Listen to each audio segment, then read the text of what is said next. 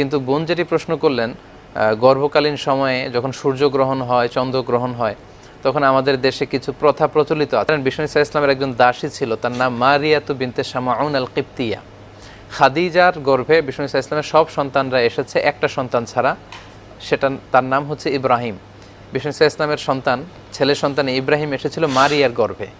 তো ইব্রাহিম খুব ছোট বয়সে ইন্তেকাল করেছিল এবং বিষ্ণুনবী খুব কষ্ট পেয়েছিল এই ছেলেটার ইন্তেকালে। বিষ্ণুনবী বলেছিলেন, ওয়া ইন্না বি ফিরাকিকা ইয়া ইব্রাহিমু লা মাহজুন, হে ইব্রাহিম আমার ছোট সন্তান, তোমার আজকের চলে যাওয়াতে আমি খুবই দুঃখিত। তো সেই দিন সূর্যগ্রহণের দিন ছিল। তখন সাহাবারা অনেকে বলতে শুরু করলো, দেখো বিষ্ণুনবী কী পরিমাণে শোক প্রকাশ করছেন, বিষ্ণুনবীর সাথে সাথে প্রকৃতিও শোক প্রকাশ করছে। দেখো আজকে সূর্য বিষ্ণুনবীর সাথে শোক প্রকাশ করছে, বিষ্ণুনবীর সন্তানের ইন্তেকালের কারণে প্রকৃতিও আজকে শোকাবেশ ধারণ করেছে।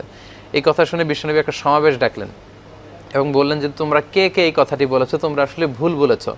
কারণ চন্দ্র সূর্যের একটা ঘূর্ণয়মান প্রক্রিয়া আছে এবং সেটা আল্লাহর আদেশে ওই ঘূর্ণয়মান প্রক্রিয়াতেই চলবে। এটা আগে পরে কখনো যাবেও না, আগে পরে চলবেও না। আজকে আমার ছেলে ইব্রাহিম মৃত্যুবরণ করলেও সূর্যগ্রহণ হতো, আমার ছেলে ইব্রাহিম মৃত্যুবরণ না করলেও আজকে সূর্যগ্রহণ হতো। তো এই জাতীয় কুসংস্কারকে বিষ্ণু ইসলাম কিন্তু কখনোই প্রশ্রয় দেন এবং এগুলোর সাথে ইসলামের কোনো সম্পর্ক নেই। জি, আমরা অনেক কুসংস্কার থেকে আমরা যদি বাঁচতে পারি সেই চেষ্টা কিন্তু আমাদের প্রত্যেকেরই করা উচিত। স্বপ্ন সম্পর্কে ভালো মন্দ বিশ্বাস করা যাবে কি? আব্দুস সাত্তার ভোলা থেকে আমাদের এক ভাই প্রশ্নটি পাঠিয়েছেন।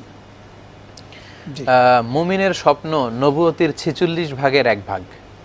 অর্থাৎ মুমিনের স্বপ্ন আর কাফিরের স্বপ্নে পার্থক্য আছে, রাষ্ট্রপ্রধানের স্বপ্ন আর সাধারণ জনগণের স্বপ্নে কিন্তু পার্থক্য আছে, এবং স্বপ্নটা আপনি কোন সময়ে দেখেছেন সেটারও একটা বিষয় আছে।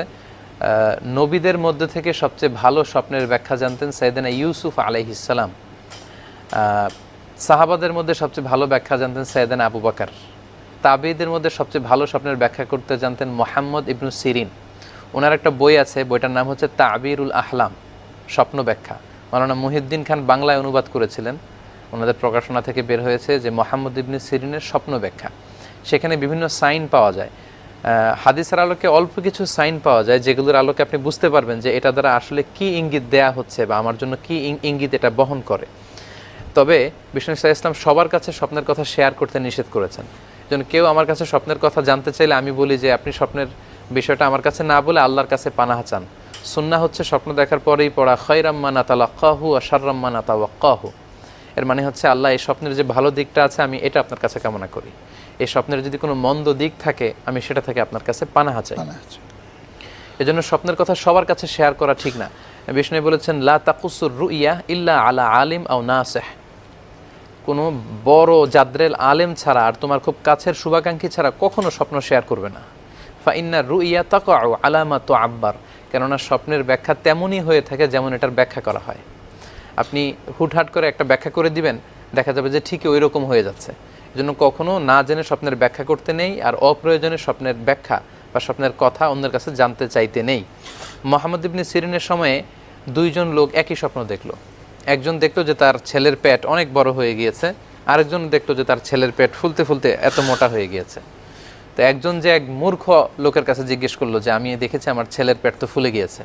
সে বলল তাই নাকি, ভয়ঙ্কর স্বপ্ন, তোমার ছেলে তো মারা যাবে। কিছুদিন পর ঠিকই তার ছেলে মারা গেল।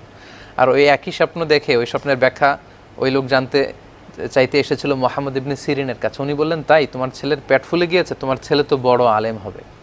ঠিকই তার ছেলে জগৎ বিখ্যাত আলেম হয়েছিল।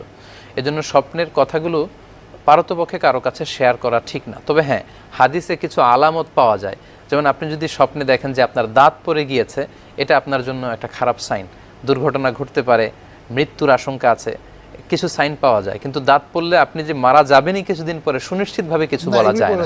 প্রিয় সুধী, আপকামিং প্রতিটি এপিসোড দেখতে আপনারা চোখ রাখুন আমাদের এই ইউটিউব চ্যানেলটিতে। আসসালামু আলাইকুম ওয়া রাহমাতুল্লাহি ওয়া বারাকাতুহু।